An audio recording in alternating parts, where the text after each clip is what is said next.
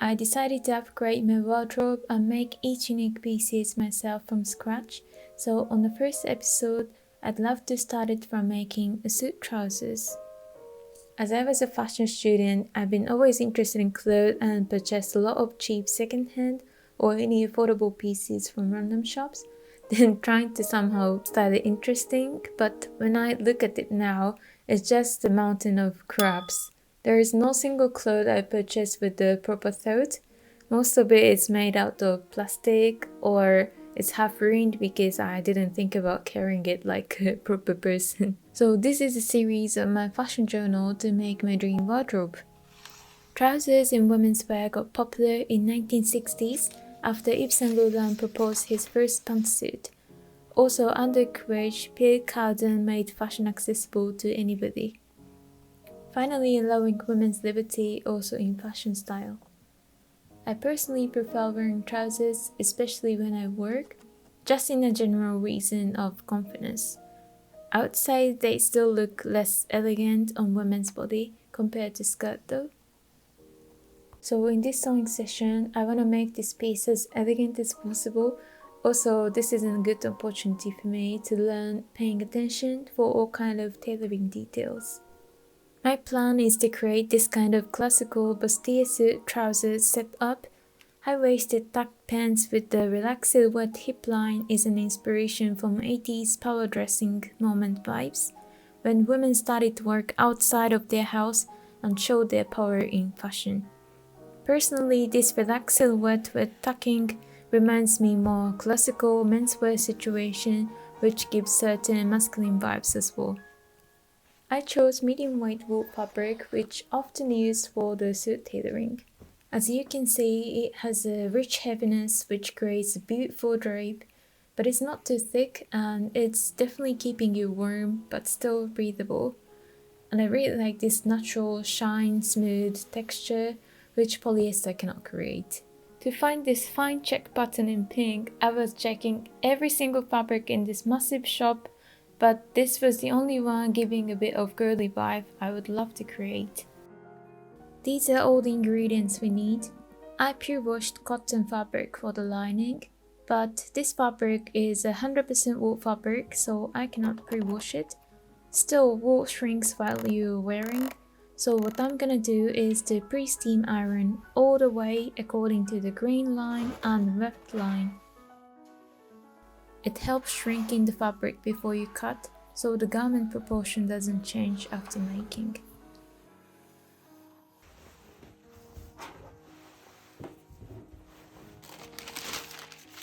We'll be needing 2 of the mirroring front parts and 2 of the mirroring back parts for the main trousers. My pattern is not included in the seam allowance, so I quickly mark 1 cm seam allowance with a chalk. It makes sense to mark notches now for the tucking, darts, also for the open end, pocket length and belt loops. It helps you to see where exactly is the point to adjust when you sew. Plus, we will be needing 3 pocket parts each sides, 3 of the fly extension parts and 8 parts for the belt. I also snipped notches for each parts in order to match with trousers later on. First of all, I start with fusing the bias part with this stay tape. As woven fabric has a feature to stretch diagonally, this kind of curved line or pocket opening can change their form while you're wearing or while you're also sewing. So I cut the stay tape in the exact measurement. Pocket length is 20.5, so I will also measure this fusing tape 20.5.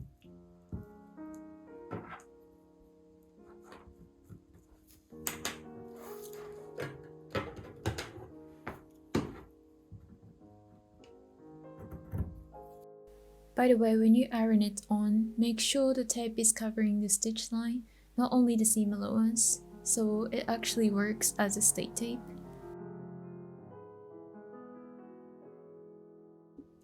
Also, my stay tape is not biased, but I want to fit to this curve as well. So what I'm gonna do now is to snip here. So I fused both pocket openings and all this curved crotch line with this straight stay tape. However, there is a biased stay tape you can buy. Not really necessary, but can be a nice option. We also have some pieces to fuse interfacing in order to give a certain stiffness. I want my belt parts including loops, fly extension, and front open facing part fused. There is one rule for trouser making is to start sewing with the detailed part such as pocket or tucking and zippers, because once you construct trousers it's gonna be really hard to dig in to sew all these kind of details.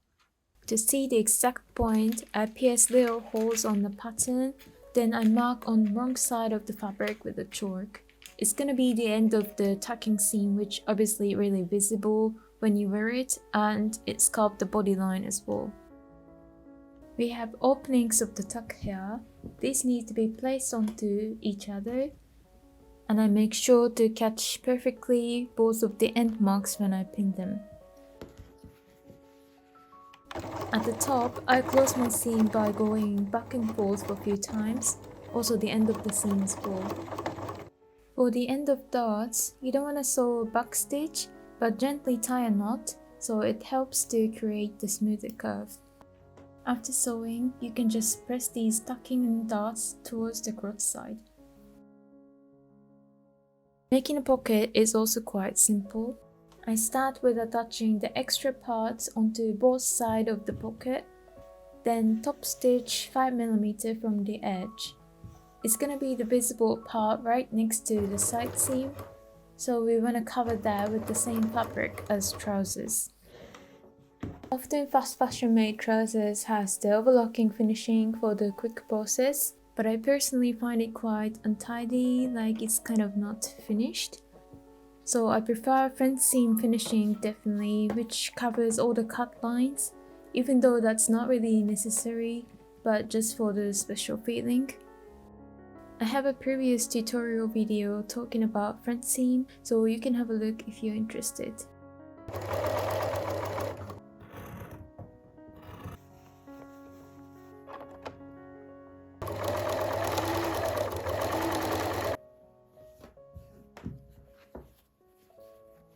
After a good press, you can then connect with the front part of the trousers.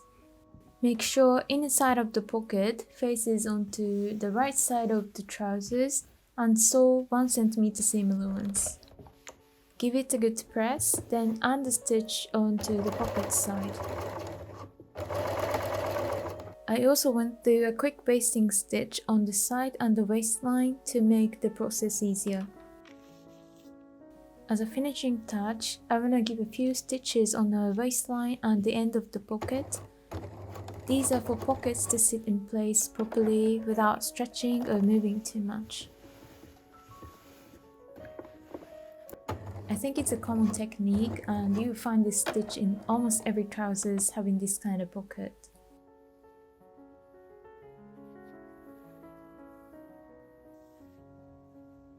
Now I'm going to connect my front and back pieces. It's a simple seam with 1cm seam allowance, right side together, and I make sure that all the notches are laying together without weirdly pulling. Nowadays, most of the low-cost garments are having the overlocking finishing, as I mentioned earlier, which is totally enough as a functional aspect. But if you see the high-quality tailored garments, the edges are all covered with bias binding, which I find so pretty to look at. There is a quick and simple way to make a bias binding tape in any sizes. This time I made it 3cm width, so it comes out to 7mm width as a finishing. I uploaded a quick tutorial on my YouTube shorts, so you can check it from my description. So I face right side of my bias tape onto the seam allowance, then sew 5mm from the edge. Then sort of press to cover the seam allowance and stitch again from the other side. It will prevent both of the fabric and binding tape fray. After ironing, I just realized I somehow made the seam line so sloppy. It was okay before I bind the edge, so I definitely pulled a bit when I sew the bias tape. So I recommend you to be extra careful not to stretch the tape at all time when you're sewing. After a lot of bump picking, this is how it looks from the right side and from the wrong side. Then give it a nice press towards back, but for one of the inner leg I press towards front to avoid the bulky seam at the crotch. Also I cover the clutch line, hemline and open fly parts which we are gonna use in the next episode. The crotch line has 1 cm seam allowance, so I sew from the open end all the way up to the back waistline, then simply press it open to the next process. I really wanted to pack all the process in one episode, but I think I will wrap up here and we're gonna continue working on it on the next episode. What I learned in this session is to be extra careful about the seam line, especially if you're bias binding, it can easily be gathered. Also, you wanna think about the needle size. If it's too big, it can damage or stretch the fabric, and if it's too fine, the needle can break easily. And of course, make sure to choose the right thread with the right thread tension. On the next episode, we'll be talking about how to attach the zipper neatly, the seamless belt with belt loops, how to blind hem the suit trousers, and some more. I wish you enjoyed my dream wardrobe first episode, and hopefully you don't make the same mistake as me. So I wish you the lovely weekend.